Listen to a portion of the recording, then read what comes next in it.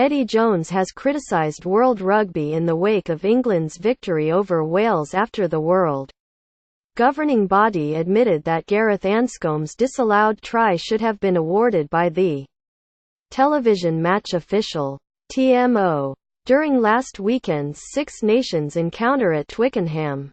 Referee Jerome Garces called on TMO Glenn Newman to review Anscombe's apparent score during England's 12-6 victory, with video replays appearing to show a clear grounding by the Welsh fullback. Having viewed two replays of the incident, New Zealander Newman chalked off the try in England's favour, with Wales coach Warren Gatland raging against the decision and seeking clarification over why the score was not awarded. World Rugby responded to Gatland on Monday to confirm that Newman made a mistake because Anscombe has grounded the ball. But Jones was critical of the decision to look back at the incident and added that the governing body have a record of doing it in the past. "Well, they've done it before," Jones said on Tuesday. "I'm on a good behavior bond, so I've got to be careful what I say. I just think once the game's done and dusted, that's the game. You can't have retrospective refereeing of decisions being done. It's done and dusted. We've got to trust the referees. Respect their integrity. When I say respect the referee, that's the TV process as well. And then you leave it at that. And then you get on with it.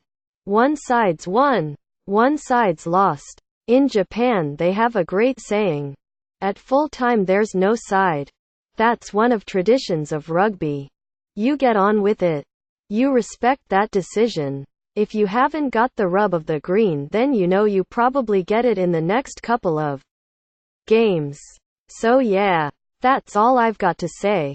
Jones' reference that World Rugby have done this before is an acknowledgement of the statement that was issued after Scotland's Rugby World Cup quarter-final exit to Australia in 2015, when they confirmed that the decision by Craig Joubert to penalise the Scots for an apparent offside was wrong. Scotland went on to lose the match 35-34 to the resulting Bernard Foley penalty, with the resulting backlash leading to a match official's performance review being issued by World Rugby to criticise Joubert's decision. Eddie Jones will pit his England side against Georgia in training this week. Getty.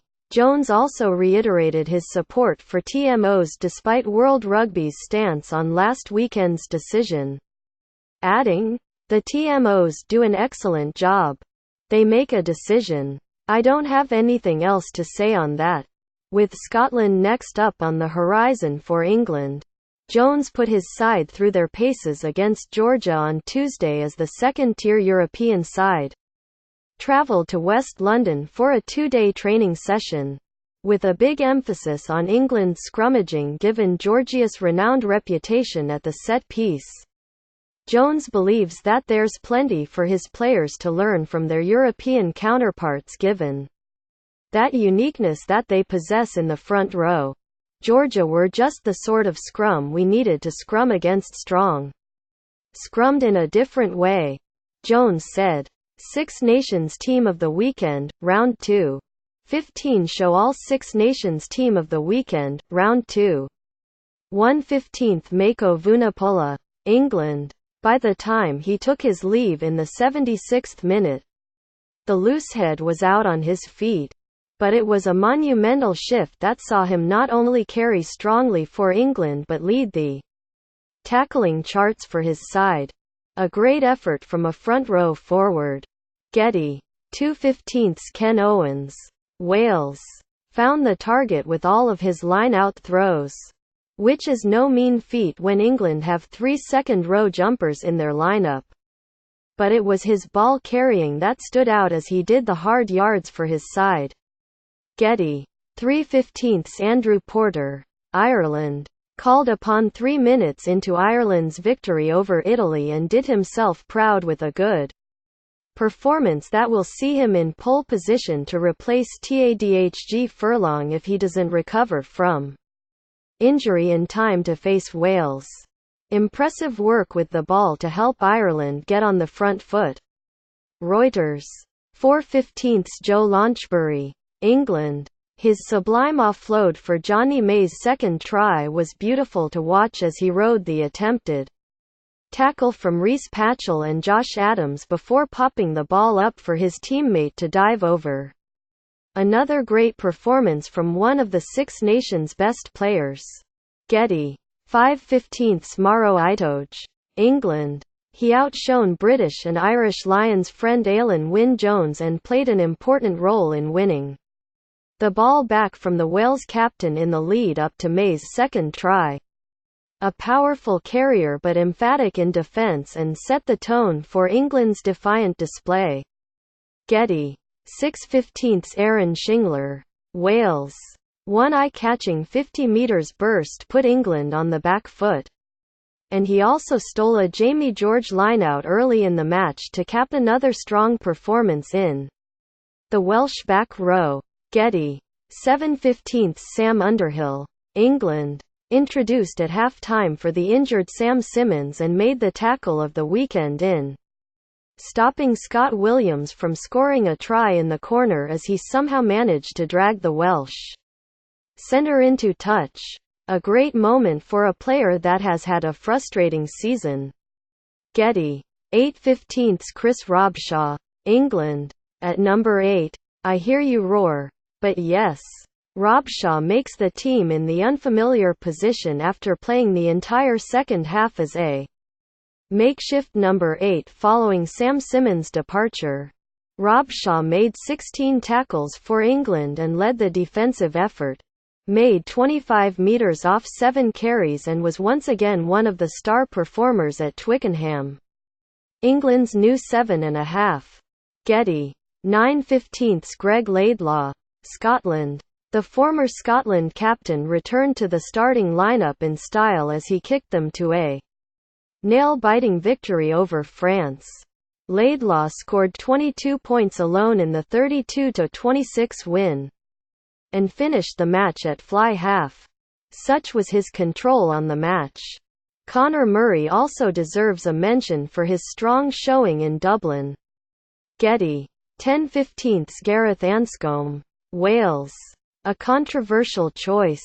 But his impact when moved forward to fly half changed the game for Wales and saw them take the game to England and threaten another famous victory at Twickenham. His work at fullback was also standout. But he has put himself in the frame to start against Ireland in 2 weeks' time. Getty. 11/15 Johnny May, England. Eddie Jones claimed that no other winger could finish his first try as he showed his incredible pace to beat the covering Welsh defence to Owen Farrell's kick-through. It was a great finish that showed raw athletic speed, while he ran a smart support line inside Launchbury for his second. Getty.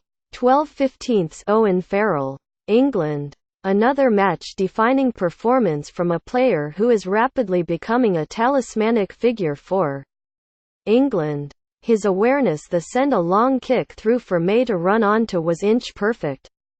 And it was his looping pass that fed Launchbury for May's second try.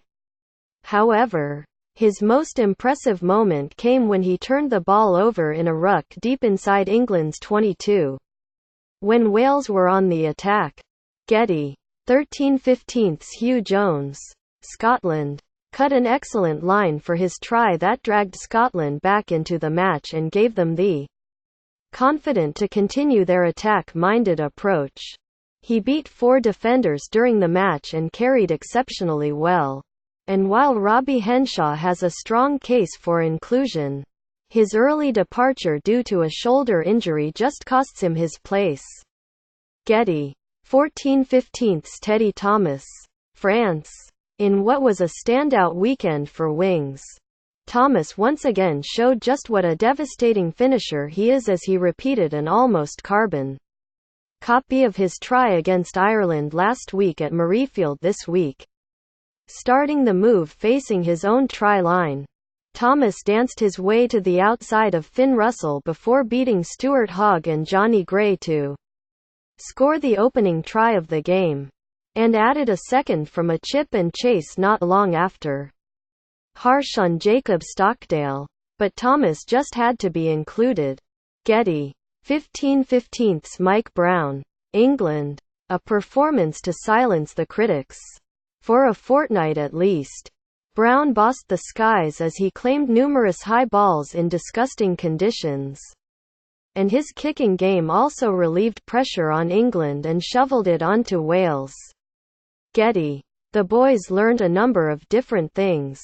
They, Georgia, had the superiority early on and we came back well. It was an excellent session for us. Georgia just used their head and shoulders in different ways. There are different ways of accepting pressure in scrums, some of it's old-fashioned, some new-fashioned. They do different things. They scrum for a living and our guys have learned a number of different things today. They found different ways to accept pressure, and with the new laws, it is finding new ways of accepting pressure without moving their feet, and Georgia are very good at that. Exceptional. They do it better than most, and we are all trying to chase how to put pressure in without making the scrum unstable. But Georgia are better than anyone at doing that. Sam Simmonds in action against Wales at the weekend. Getty. There was bad news for England though. Jones confirmed that back row Sam Simmonds could miss the rest of the Six Nations, with the Exeter Chiefs forward injuring his right shoulder in the victory over Wales. Jones also confirmed that neither Anthony Watson, who went off early in the second half with a leg injury, nor Owen Farrell will train fully this week. Simmonds has got a joint problem in his shoulder and he won't be available for at least the next 2 matches. He confirmed. Anthony Watson and Owen Farrell probably won't train this week, but we imagine they should be available for Scotland. I won't go into the details, but they have slight leg injuries. There was further bad news on the Wasps' back. Elliot Daly, who has suffered a setback in his recovery from injury, having damaged his other calf on his return to training. The 25-year-old injured his ankle last December and was expected to miss the first 3 rounds of the Six Nations, only for a swift recovery putting him in contention to face Scotland a week on Saturday. However, Jones confirmed that Daly picked up a fresh knock at the start of the week that could rule him out of the Scotland clash. He said, "Elliot Daly has come back, but now injured his other calf. We are not sure how serious that is, so we will wait and see. He may come in next week." But there was at least a slice of good news regarding Daly's Wasps teammate Nathan Hughes, who made his comeback from a 2-month knee injury on Sunday and played a full part in Tuesday's training session, with the ball-carrying number 8 in line to make an immediate return in place of the injured Simmonds. He will not, however, return to Wasps for this weekend's visit of Exeter, as Jones wants to keep a watchful eye on his recovery. It is timely, but he has a lot of work to do and he knows that.